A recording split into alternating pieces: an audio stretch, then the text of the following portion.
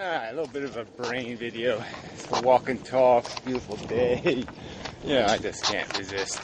Look at this. Look at this. Yeah. Although I just got so much to do, and I just can't find any real reason to do it. Anyway, yeah, there's reason, but I can't find any motivation. Even though the police will be knocking on my door soon saying, "Why aren't you doing the shit you gotta do, you stupid fuck?"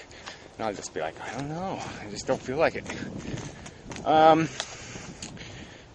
Yeah, I didn't open my email box for a week. And that's how disconnected I am from everything. I just don't want to hear it. I don't want to know anything. I just don't. Weird. Anyway, the brain. Okay, sorry. Yeah, it's a Nick video if he watches it. I watched this video again. It's like 3 times his last one choices. And there's nothing I'm really disagreeing with. I mean, yes, it's this mechanical process. They're all programs. And this phenomenon of consciousness happens, the programs create it. And they have to know something to get there. They can't just fall on it. Like some magic or something. It takes a process. And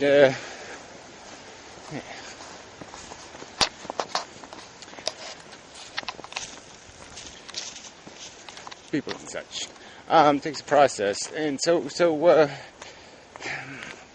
yes, and there's just nothing there. There's just programs that are a product of genetics and circumstances. The tide of human civilization carries our boat, so to speak. We're just a reflection. It's not even a reflection because we are the thing itself. We are the evolution of matter on planet Earth. And part of the evolution is taking place in a physical structure of brain that is educated in a particular manner to believe certain things about up and down and left and right and good and bad and proper and improper and and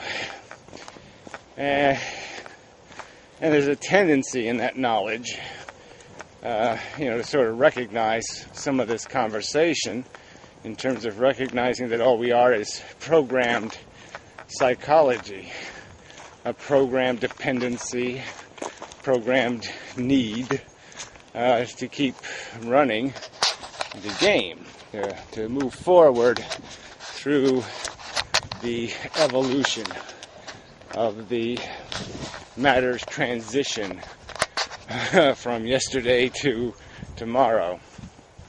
And we just play our little part in that. All right, whatever. So yeah, but it's just mechanical. And so then somewhere in this mechanical process, the brain projects. It turns the projector on, the wheels turn, the monkey, the howl does its job and, augments the image, creates it in a sense.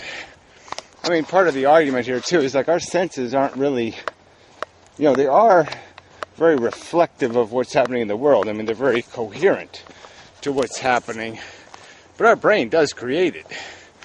Our brain creates your image of the world.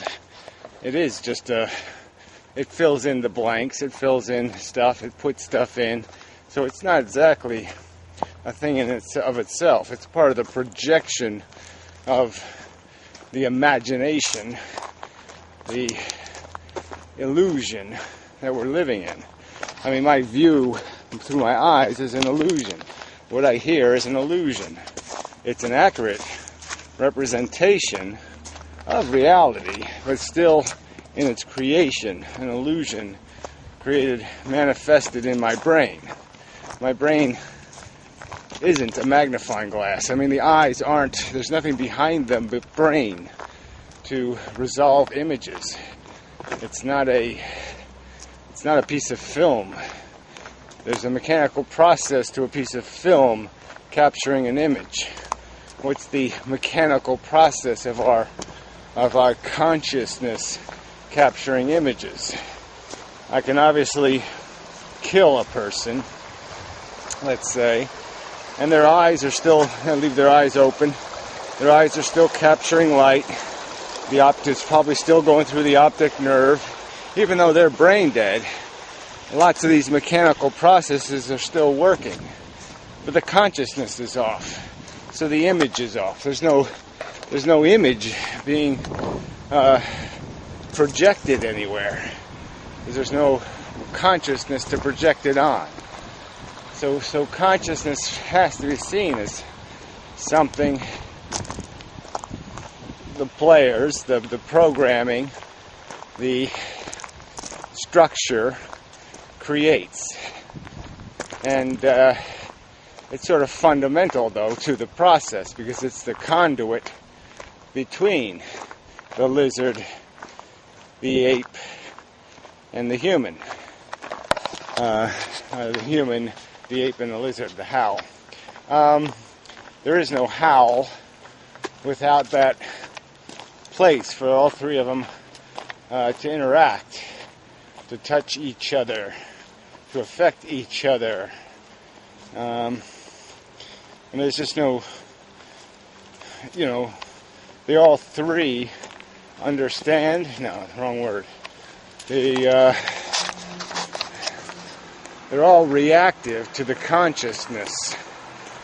And the lizard's probably reacting to a lot of the subconscious.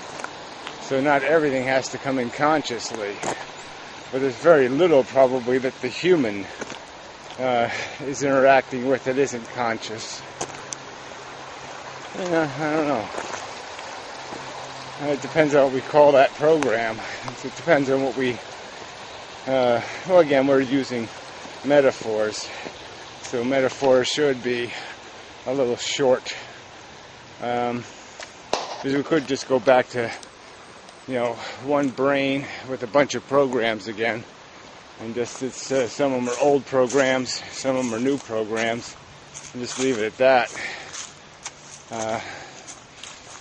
Yeah. I think the separation based on the type of program is important. You have the hardware programs, hunger, horny, that kind of thing. And you have the conditioned programs, the ones that you can't do much about, love, hate, which you find beautiful and ugly, all these kind of things that you can't really, they're difficult to talk your way around. And then the talking programs of, honor codes or some other kind of bullshit, ego, which sort of is ape. Yeah, well, anyway, don't want to get lost in re-arguing those distinctions. The important part is recognizing it's all a mechanical process, but somehow we have this intangible illusion. I can just look. One of the programs, my brain, creates an illusion that there's this intricate landscape before me. And,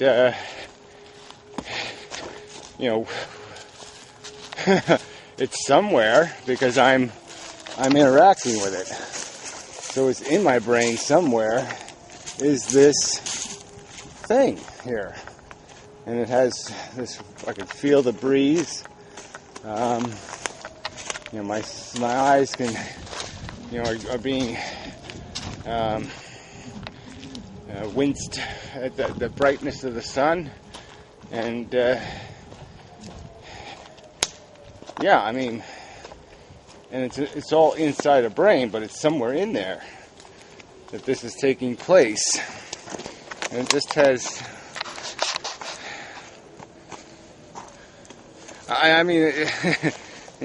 we're back to... it's a rather amazing thing for a machine to create. Amazing is the wrong word. Yeah, well, anyway, so yeah, I just can't see it as not being something because I'm experiencing it. So I guess that, again, is back to the same old argument, but I mean, as real as my illusionary interaction with the detail in this environment that I'm seeing, but not really seeing. My brain's creating a projection of something very similar to the reality. Yeah, just as real as that image is the sensations, the little twinges, and the stuff. And if I had a persistent misery, that would be part of this environment. It would be something I couldn't miss. Be right there in front of me. Just like this stuff is right in my world. Alright, well, that's not really going anywhere. No new ground. So I guess, again, I still got to do some work on trying to figure out how to describe the fact that matter, caught up in complex relationship, little atoms and molecules and quirks and whatnot inside my head, are moving about and creating this phenomenon that I'm living, which is this consciousness thing that my brain is projecting inside my brain. So the thing that's projecting it is programming, but the thing that's the projection itself is the consequence of it. So it's still, maybe if we go back to your missile thing, the exploding missile is itself something to be,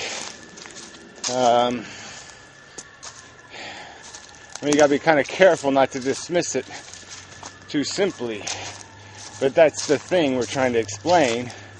We know basically how it got from A, how to C, and what we don't understand is the B. So we got the B. Well, you can't miss it. It goes boom in the sky. You say, there it is.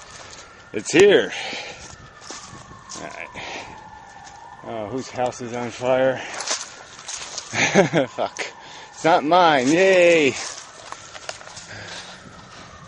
You smell some smoke. Yeah, I don't know what's going on. That sewage plant's got something running really badly. Alright, nothing's burning here. Good. I can go about my business. Well, what was my business? Oh, being tired. Yeah, yeah, I'm good at that. Anyway, till next time, and such. So forth and whatnot. Huh. Anyway, where was I? Confused and dazed. Yeah, this isn't a very good Nick video. It's also a walk and talk. I didn't say anything very coherently. And, well, that's enough right there. Anyway, till next time. And such. But man, great day. Nice.